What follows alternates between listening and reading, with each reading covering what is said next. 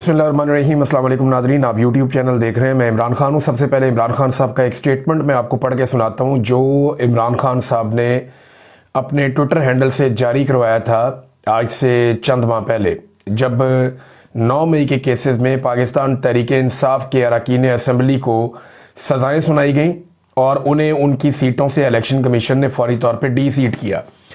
इमरान खान ने कहा था कि एक मरतबा फिर वादे कर रहा हूँ कि जिन मेंबरान असम्बली को ना हक ना अहल किया गया है, इनकी नशिस्तों पर कोई इंतखाब नहीं लड़ेगा। इन लोगों ने तमाम मुश्किलात के बावजूद तहरीक इंसाफ पर यकीन किया और पार्टी का साथ नहीं छोड़ा, लिहाजा ये सीटें उन्हीं का हक है। ज़िमनी इलेक्शन में हिस्सा लेने का मतलब होगा कि हम इनके नाजायज़ अमल को जायज़ करार दे रहे हैं। ज़िमनी इलेक्शन में हिस्सा लेना हमारे लोगों की कमर में छुरा घोंपने के मुतरादिफ होगा।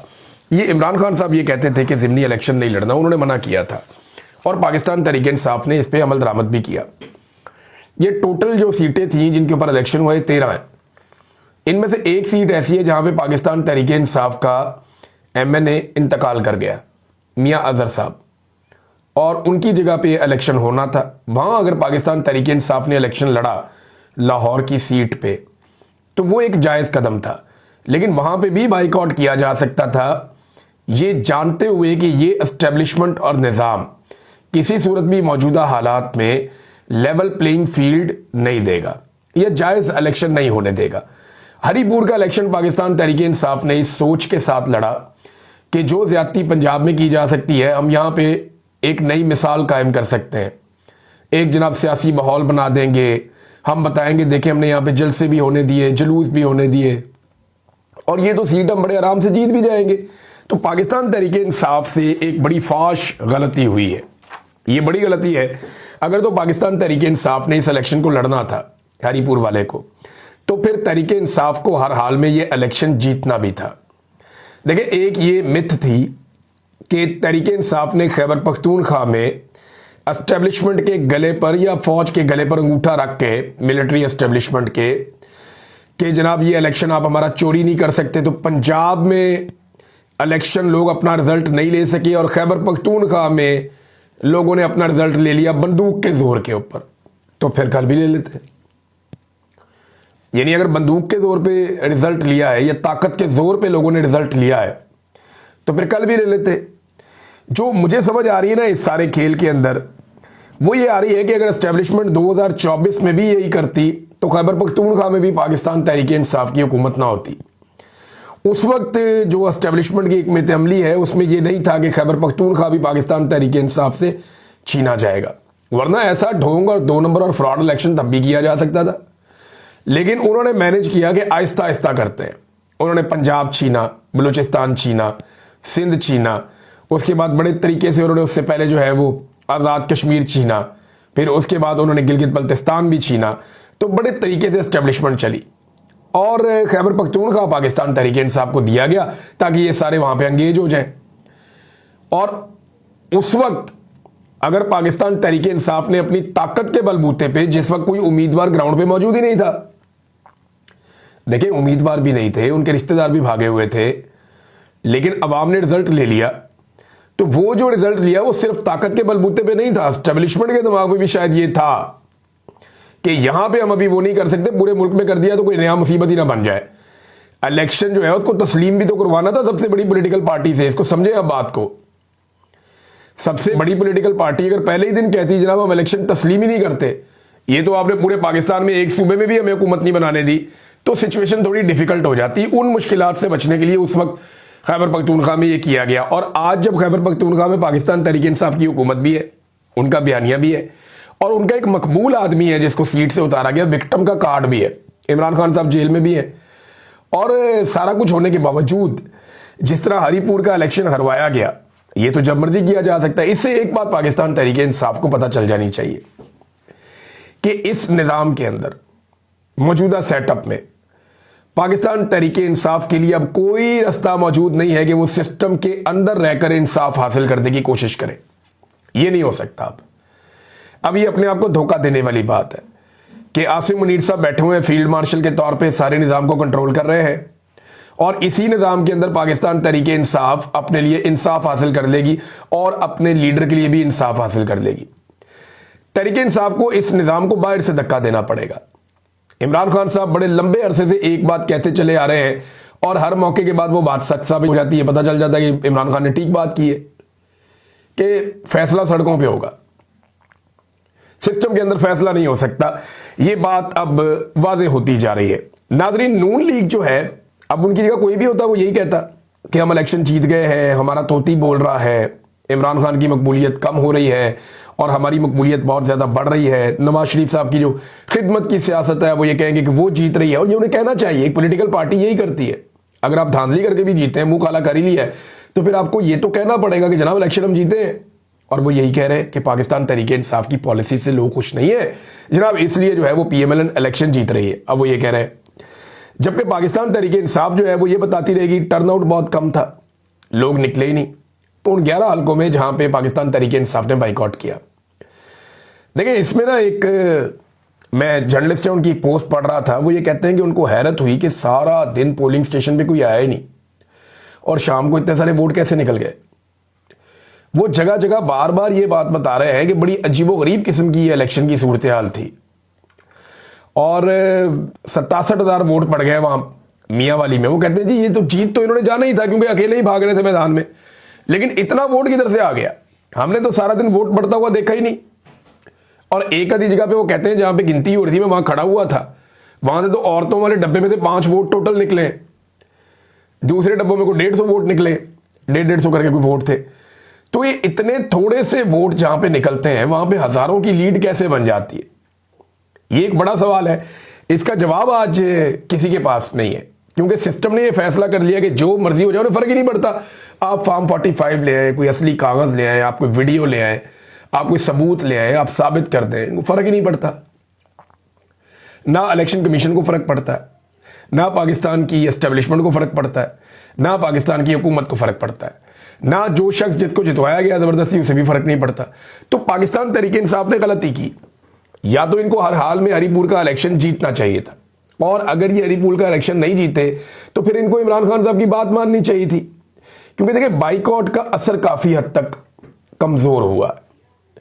हरीपुर में बाइकआउट साथ में करते तो इनका उसूल रहता कि जी जहां जहां 9 मई वाले बंदे को फारिग किया गया और जबरदस्ती बंदों को बाहर निकाला गया, हमसे सीटें छीनी गई, वहां हम इलेक्शन ही नहीं लड़े। या तो इस उसूल के साथ खड़े हो जाते और इस उसूल के तहत जो है वो कहते जी हमारा पूरा ही बाइकआउट है, तो या फिर सारी तरफ इलेक्शन लड़ते, हर तरफ जोर लगाते। तो ये जो एक तरफ इलेक्शन लड़ा और बाकी तरफ नहीं लड़ा, ये हिकमत अमली उन्होंने बनाई थी, और जो उनका आर्गुमेंट था वो उस वक्त बड़ा अच्छा लग रहा था सुनने में। लेकिन जब प्रैक्टिकली ग्राउंड के ऊपर एस्टेब्लिशमेंट ने तबाही फेरी है तो फिर सबके सामने आ गया। अब नाजरीन, पाकिस्तान तहरीके इंसाफ से गलती हुई, लेकिन इस गलती ने एक सबक दिया कि इस सिस्टम के अंदर उनके लिए किसी किस्म की कोई गुंजाइश नहीं है। अब पाकिस्तानियों को यह सोचना पड़ेगा कि क्या यह सारा मसला इमरान खान का है। यह सारा मसला इमरान खान से जुड़ा हुआ जरूर है, लेकिन पाकिस्तान का सारा मसला इमरान खान का नहीं है। IMF की रिपोर्ट जो है वो इमरान खान की वजह से नहीं आई, वो ये मौजूदा हुक्मरानों की नाकामी है। और जो करप्शन पाकिस्तान में बढ़ रही है, जिसके 5300 अरब की बड़ी एक आवाज उठ रही है, इससे इमरान खान का क्या लेना देना है? ये तो इसी हुकूमत की जिम्मेदारी है। अदलिया और पार्लियामान की जो मुकम्मल तबाही है, उससे इमरान खान तो एक विक्टिम है उसका। क्या पाकिस्तान पूरा उसका विक्टिम नहीं है? क्या पूरे पाकिस्तान को इस निज़ाम के अंदर ये खराबियां दिखाई नहीं दे रही? आइन का हुलिया बिगाड़ कर सिर्फ इमरान खान को कंट्रोल किया गया है, लेकिन आइन का हुलिया तो बिगड़ गया, और आइन तो 25 करोड़ लोगों का है। तो बार बार शहरियों पर गोली चलाई जा रही है, इंसानी हकूक की पामालियां हो रही हैं, मैंडेट की तौहीन हो रही है। ये जो कुछ भी हो रहा है, इन सारी चीजों को प्लस और माइनस करें तो पाकिस्तानियों को सोचना पड़ेगा कि क्या ये लड़ाई अकेले इमरान खान की है, या नुकसान जो दिया जा रहा है वो खाली इमरान खान को दिया जा रहा है? नहीं, ये 25 करोड़ लोगों का मुल्क है, ये तमाम लोगों को नुकसान दिया जा रहा है। अब मरियम नवाज साहब आई मैदान में, नवाज शरीफ साहब ने भी ट्वीट किया, शहबाज शरीफ साहब ने भी बयान जारी किया, ख्वाजा आसिफ ने भी किया, सब लोग कर रहे हैं, क्योंकि उन्हें एक इलेक्शन जितवाया गया है तो उन्हें सेलिब्रेशन तो करनी है। तो मरियम नवाज साहबा ने आके उस पर एक ब्रीफिंग की, उन्होंने कहा जी अब तो फैज़ उम्मीद नहीं है जो इमरान खान को इलेक्शन जितवाए। और ना अब वो वाले जज हैं जो इमरान खान को इलेक्शन जितवाते थे। तो मैं जरा रिकॉर्ड सीधा कर दूं कि जब फैज हमीद था ना, तब सारे ज़िमनी इलेक्शन नून लीग जीत रही थी, अगर किसी को याद हो तो। क्योंकि उस वक्त ये वोट को इज्जत दो का बयानिया बना रहे थे, और वोट को इज्जत दो का बयानिया पाकिस्तान में बिक रहा था। लोग निकल निकल कर वोट को इज्जत दे रहे थे और पीएमएलएन इलेक्शन जीत रही थी जब फैज हमीद था। याद आया आपको? और जब वो जजेस, जिनको ये ईमानदार या ईमानदार जजेस कहते थे, जब वो जजेस थे तब भी नून लीग इलेक्शन जीत रही थी। नून लीग इलेक्शन कब हारी और इमरान खान कब जीता? जब काजी फायज ईसा सुप्रीम कोर्ट ऑफ पाकिस्तान का चीफ जस्टिस था, जिस वक्त सिकंदर सुल्तान राजा था, ऊपर आसिम मुनीर साहब थे, और एक निगरान हुकूमत इनकी अपनी मर्जी की बनी हुई थी। और उस वक्त जो जजेस थे वो यानी काजी फायज ईसा साहब थे और उनके जजेस थे, और उनका सारा निजाम था। उन्होंने जुडिशरी से आरओज भी नहीं आने दिए। ये भी किया गया इस मरतबा इलेक्शन के अंदर। और जनरल फैज भी नहीं था उस वक्त, तो आसिम मुनीर थे, नदीम अंजुम थे। तो उस वक्त पाकिस्तान तहरीक इंसाफ 8 फरवरी 2024 को इलेक्शन कैसे जीत गई? सवाल ये पैदा होता है। तो इमरान खान साहब इलेक्शन तब जीतना शुरू हुए या उनकी मकबूलियत उस वक्त अरूज पे गई जब उन्होंने एस्टेब्लिशमेंट के साथ एक लड़ाई लड़ी और उन्होंने कहा जी ये 2 नंबरी बंद करें। इसमें एक साफ इलेक्शन हुआ था, उसमें भी धांधली थी। लाहौर की एक सीट पे बहुत धांधली हुई, बहुत सारी जगहों पे हुई, लेकिन 20 सीटों पे इलेक्शन हुआ और 20 में से 16 सीटें पाकिस्तान तहरीक इंसाफ जीत गई थी 2022 जुलाई में। 17 जुलाई 2022 आपको याद होगा। नून लीग पूरे पंजाब में सिर्फ 4 सीटें जीती थी, 20%। ये उनकी हालत रह गई थी पंजाब के अंदर। ये था शफाफ इलेक्शन। या 8 फरवरी 2024 का इलेक्शन का अगर असल रिजल्ट देखा जाए तो 17 सीटें नून लीग की थी। अब उन्हें सादा अक्सरियत दे दी गई है। पीपल्स पार्टी की भी खटिया खड़ी हो गई, यानी पीपल्स पार्टी के पास जो कुछ था वो अब उनके पास बस ऐसे ही रहेगा। इसी नौकरी पे उन्हें काम करना पड़ेगा। जब उन्हें कहा जाएगा उन्हें 28वीं आईनी तरमीम के लिए भी आना पड़ेगा, और 28वीं आईनी तरमीम की तैयारी मैंने आपको कहा कि सेलिब्रेशन के फौरन बाद वो अब शुरू होने वाली है। और इस आईनी तरमीम के जरिए से जो सूबों का हक है उसे मारा जाएगा। सूबों के पास जो खुद मुख्तारी मौजूद है सूबाई, उसको कम किया जाएगा और बहुत सारी चीजें वफाक के कंट्रोल में चली जाएंगी ताकि उस पर एस्टेब्लिशमेंट अपनी मनमानी से चीजें चला सके। नाजरीन, सलमान अकरम राजा साहब के खिलाफ आपको याद होगा कि ओन चौधरी इलेक्शन जीत गए थे। ये मुझे ये इलेक्शन बहुत अजीब नहीं लग रहा हरीपुर वाला। बाबर नवाज के तो फिर भी वोट थे ना। यानी आपको मैं यहां पे एक डाटा दिखाता हूं, ये बड़ा इंटरेस्टिंग है। ये जरा डाटा देखें किस किस किस्म का जादू ये लोग करते हैं।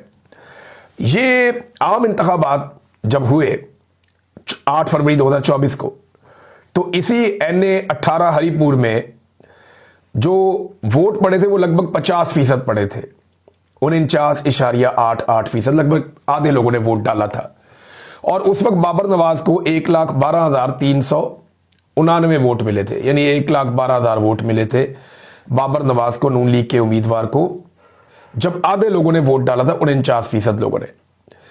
अब जनाब ज़िमनी इंतखाबात में वोटिंग की शरह 11% मजीद कम हो गई और 38.79% रह गई। मगर उसी बाबर नवाज के, यानी वोटर कम हो गए, परसेंटेज कम हो गई, लेकिन बाबर नवाज को 1,63,996 वोट, यानी 51,000 ज्यादा वोट पड़ गए पहले से। यानी वोट डालने वालों की परसेंटेज कम हो गई और इनके वोट 51,000 बढ़ गए। यानी वहां 11% की कमी, यहां 50% का इजाफा। ये ऐसा इलेक्शन जो है ना, इस किस्म का जादू पाकिस्तान में ही होता है। वैसे मुझे इस पे भी उतनी हैरत नहीं हो रही, वोट तो चलो इस आदमी को मिल गए। मुझे तो हैरत हो रही है कि नवाज शरीफ इलेक्शन जीत गए यास्मीन राशिद से, ख्वाजा आसिफ जीत गए इलेक्शन रेहाना डार साहिबा से, मरियम नवाज इलेक्शन जीत गई उससे, महर शराफत अली से, और सबसे बड़ी जो मुझे हैरत हुई थी वो ओन चौधरी ने इलेक्शन जीत लिया सलमान अकरम राजा से, वो भी मॉडल टाउन में। यानी ये तो बिल्कुल ही वन साइडेड इलेक्शन था। हमजा शहबाज का इलेक्शन, बेशुमार और इलेक्शन। अच्छा चले, ये तो आप लोग इलेक्शन खेलते रहेंगे, हमारे सहाफियों को तो छोड़ दें यार। हमारे 2 जर्नलिस्ट हैं, वो कल से मिल नहीं रहे, उन्हें हिरासत में लिया गया था, सारे लोगों ने देखा था, उन्हें पकड़ के ले गए। अब कोई थाना मानता ही नहीं है कि वो कहां पे। आगा शेख सरवर साहब है, राय गुलाम अली साहब हैं, इनको हिरासत में लिया गया, तो इनको तो अब छोड़ दिया जाए। आपने अपनी मर्जी का रिजल्ट ले लिया है, जो 2 नंबरी आपने करनी थी वो कर ली है, लेकिन इनको तो छोड़ दें। अच्छा, एक और स्टेटमेंट बड़ा इंटरेस्टिंग मरियम नवाज का, वो ये कहती है कि मैं पाकिस्तान की पहली खातून थी जिसे जेल में डाला गया। अच्छा, इनको ये बड़ा शौक है, मैं पहली औरत हूं, मैंने पहली दफा ये किया, ये मैं पहली औरत हूं, मैंने ये वाला काम किया, मैं पहली हूं, मैंने ये किया, मैं पहली हूं जिसने जनाब ये वाला काम किया, मैं जेल में भी पहली गई। और भी बेशुमार औरतें, सैकड़ों सियासी खवातीन इससे पहले भी जेलों के अंदर जा चुकी हैं। बहुत जुल्म हो चुका है। पीपल्स पार्टी की खवातीन बहुत सारी ऐसी हैं जो बताती हैं कि हमने जेलें काटी हैं, हम जेलों के अंदर गई, हम जेलों में रही हैं। तो मरियम नवाज वो पहली औरत तो नहीं, और मरियम नवाज सियासत की वजह से जेल में नहीं गई थी। मरियम नवाज अपने करप्शन के केसेस की वजह से जेल में गई थी, जिसमें उन्होंने जाली डीड जमा करवाई थी और बहुत सारी जालसाजियां की थी। और वो झूठ भी बोलती थी कि मेरी तो जनाब बरतानिया तो क्या, पाकिस्तान में भी कोई प्रॉपर्टी नहीं है। और बाद में दोनों मुल्कों में उनकी प्रॉपर्टियां निकल आई, बल्कि और जगहों पे भी उनकी प्रॉपर्टियां मुबैना तौर पे लोग कहते हैं कि मौजूद हैं।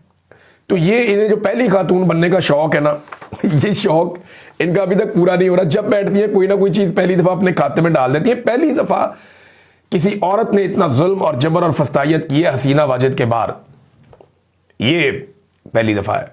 पहली दफा कोई हुकूमत इतने बड़े जाली मैंडेट के साथ आई है, ये पहली दफा है। पहली दफा वोट को इज्जत दो का नारा लगा के अवाम को इतना बड़ा चूना लगा है, जो इससे पहले कभी नहीं लगा।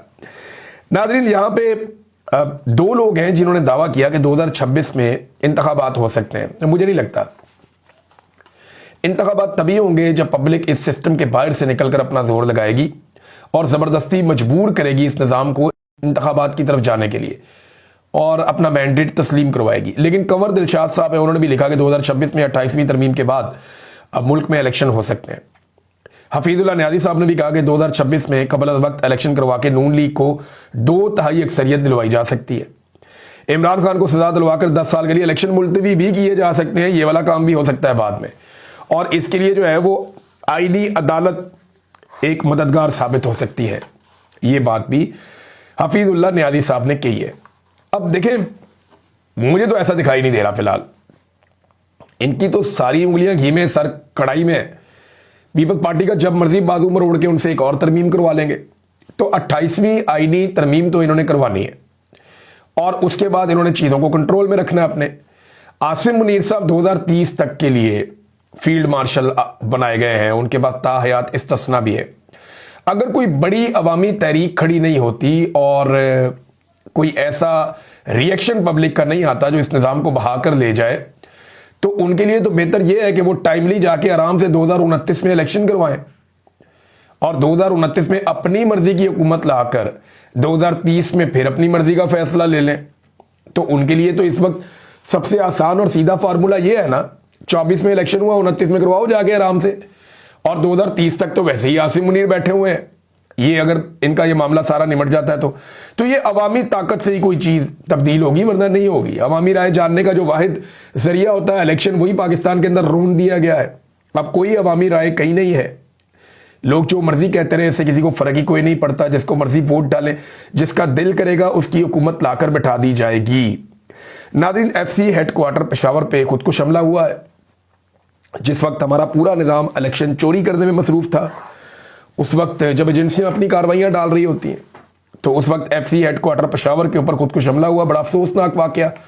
3 हमारे जवान जो हैं, वो जब मैं ये वीडियो रिकॉर्ड कर रहा हूँ, मेरे पास अभी जो इत्तला है उसमें 3 जवान शहीद हुए हैं, जबकि कई जख्मी हो गए हैं। और जो हमारी एजेंसियां हैं वो इन हमलों को रोकने की बजाय, यानी खैबर पख्तूनख्वा के हालात बड़े मखदूश हैं। रोजाना की बुनियाद पर कोई ना कोई दहशतगर्दी का वाकया हो रहा है। बन्नू वाकये के ऊपर वज़ीर आला ने बताया कि मैंने IG को कहा कि फौरी तौर पे आप इसके अंदर फौज के साथ मिलकर एक्शन लें, लेकिन उन्हें मना कर दिया गया पुलिस को। उन्हें कहा जी आपकी ज़रूरत नहीं है, हम ये बन्नू वाला जो इंसिडेंट हुआ कैडेट कॉलेज में, हम इसको खुद देख लेंगे, और वहां पे नहीं आने दिया गया। फिर वहां से जो वीडियोज आई, लोगों ने उनका भी मजाक उड़ाया। वो अजीबोगरीब वीडियोज थी, वो ऑपरेशन के माहौल की वीडियोज लग ही नहीं रही थी। मैंने अपनी लाइफ में लगभग 7 साल तक मैंने ऑपरेशन कवर किए, ऐसे ऑपरेशन जहां लाइव बुलेट्स चलती हैं, बम धमाके होते हैं, और मैं वहां पे मौजूद रहा। 2 दफा तो मैं बम धमाकों में जख्मी भी हुआ और अस्पताल पहुंचा बाकायदा, और कई दफा तो मैं मरते मरते बचा हूं। तो मुझे अच्छी तरह पता है कि जहां पे ऑपरेशन हो रहा हो वहां पे इस तरह की फिल्म नहीं बनाई जा सकती। इस किस्म के आप सीन नहीं फिल्मा सकते। कैमरामैन के लिए और रिपोर्टर के लिए ये मुमकिन नहीं होता। हमारे बहुत सारे लोग ड्रामास करते हैं, लेकिन नहीं, वो पता चल जाता है। लिहाजा ये जो एक पूरा सिनेरियो बना, अब उसके ऊपर सुहेल अफरीदी कह रहे हैं कि मैंने तो आईजी को कहा था जाओ, लेकिन उसकी हाजिरी कबूल ही नहीं की गई। उन्हें कहा जी ठीक है हम कर लेंगे।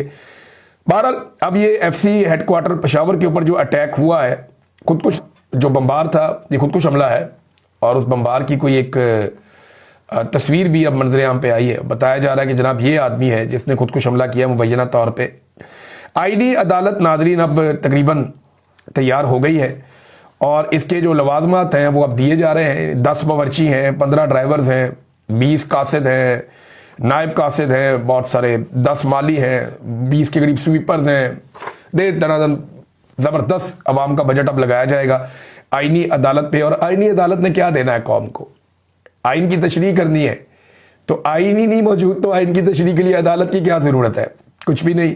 नाज़रीन एक वीडियो है, मुझे देख के बड़ा दुख हुआ। ये इस्लामाबाद की मुबैना तौर पे बताई जा रही है। कुछ लोग दावा कर रहे हैं, उनका ये कहना है कि वो ये जानते हैं कि ये थाना कौन सा है। लोही बहीर का ये दावा किया जा रहा है कुछ लोगों की जानिब से। अब ये खातून पर तशद्दुद, इनके बाल काटे जा रहे हैं, इन्हें ज़मीन पर बिठाया गया है। बज़ाहिर ऐसा बेदर्दी के साथ बाल काट रहे हैं और बाद में इनकी वीडियो भी बनाई गई। इंतहाई अफसोसनाक वाक़या है, तकलीफ़देह है। इस पर फ़ौरन एक्शन होना चाहिए और ऐसे हैवानों के लिए किसी किस्म की कोई गुंजाइश नहीं होनी चाहिए। ये तज़लील है एक खातून की। पाकिस्तान में वैसे पॉलिटिकली तो ये एक नॉर्मल चीज़ है, लेकिन मुआशरे में इन चीज़ों से बिगाड़ पैदा होता है। फौरी तौर पे जो है इस पर एक्शन होना चाहिए। इस्लामाबाद का आईजी जो है वो बड़के छड़के तो बहुत मारता है, अब इसके ऊपर वो एक्शन ले फौरी तौर पे। बड़के ही नहीं मारनी होती हैं, अपने काम भी करना होता है। अब तक के लिए इतना ही, अपना ख्याल रखिएगा, अपने इस चैनल का भी। अल्लाह हाफ़िज़।